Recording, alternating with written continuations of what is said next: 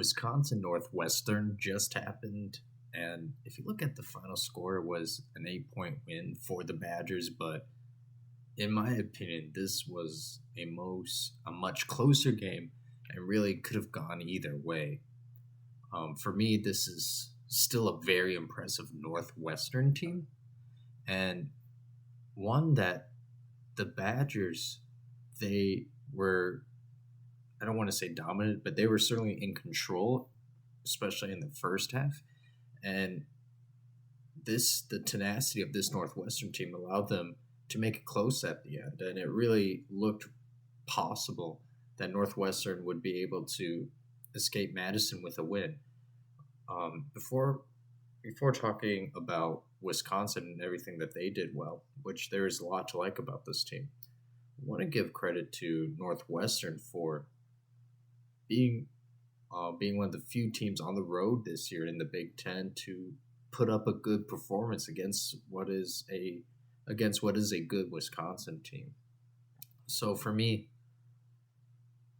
I still have them second in the Big Ten over Purdue, not just because of the win earlier, but because of first of all, when Boo Buie gets going, like you always, I think if you were to ask him, he's always confident in himself, but you can tell there's a difference between how he plays normally and the moments when he's really feeling it, really feeling himself. And you can tell there's an extra swagger, an extra little bump in his step. That's not the saying, but you get what I'm saying. So when Boo Buie, I think, is one of the most electrifying players in the Big Ten. And so you have that X factor of someone who can always go for 25 a night potentially, while having great court vision. And then just in general, the sets that this team is able to run, is able to run, and their interior and their bench depth, I think this is still a good Northwestern team. With that, if you play Wisconsin Northwestern 10 times, it wouldn't be surprising, either five home, five away, or neutral courts. It wouldn't be surprising if Northwestern were to be able to take 5 of those games out of 10. That wouldn't surprise me at all. But today, Wisconsin at the end was able to just make enough plays and protect the ball, keep possession more times at the end than Northwestern was able to. And for Wisconsin, I think going forward, they have probably the best defensive backcourt in the nation when you take into account AJ Storr, Chucky Hepburn. I think he only finished with 4 or 6 points, but he just makes life difficult for opposing guards at the other end. He has probably the most active hands, and he prides himself on defense first, and it really is a difference maker. It's a lot of fun to watch. And then between John Blackwell and Max Klesmit too. Now these are two players that have scoring capability, especially off the dribble. Today was Max Klesmit, who went off for 22, I believe it was. Sorry, doing this from the top of my memory, and at the end had that really nice turnaround in the paint to kind of seal the game for Wisconsin. So, but between those 4 players, I definitely think they have the best defensive backcourt in the nation, and they'll get after you and they'll take you out of what you are trying to run. So I wasn't entirely sold on Wisconsin at the beginning of Big Ten play, only because for me they were kind of a little too up and down for me. And we still need to see them go on the road against a good team and repeat some of their performances that we've seen from them in the past.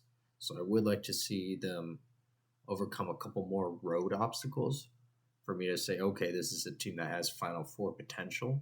But as of now, they are for certain the best of the Big Ten, And like I said, I would put Wisconsin 1, Northwestern 2, and Purdue 3. Now, as I'm recording this, Purdue has not started yet, so we'll see how they look tonight. But they've kind of, I don't want to, I think exposed is too strong of a word, but they've kind of showed that if you're able to limit Zach Edey and frustrate him, that it can be tough sledding for Purdue. And if Wisconsin were to face Purdue, now the issue is that their bigs, they don't have the physical bigs like Nebraska does of rink master Josiah Alec. But comparing just straight up Wisconsin and Purdue, I think they could match up, and I would like Wisconsin bigs to be able to stretch the floor and eliminate Zach Edey from being defensively from being an interior presence. And then it would all come down to, I don't think they would be able to stop Zach Edey or limit him in terms of being more physical, which is a path that Northwestern and Nebraska went down and found some success in.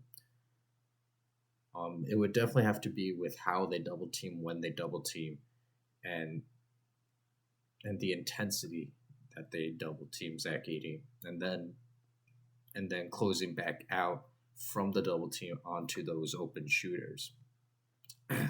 but this Wisconsin defense, I think, is good enough defensively and would disrupt the offensive flow enough that alone could take Zach Edey out of his game and definitely prove to be trouble and a difference maker. And Wisconsin, they're always composed. They seem to be in the right spots at the right time, making the right plays. So I would like Wisconsin over Purdue at this point. That being said, if Purdue were to beat Wisconsin, would that shock anyone? No. but going forward for now, I think you definitely have to have Wisconsin at the top of the Big Ten and most likely to go on a potential deep tournament run come March. But as of now, 71, Wisconsin 63, Northwestern. Game that could have gone either way, but Wisconsin makes all the right plays in the end to pull off the win in the Big Ten.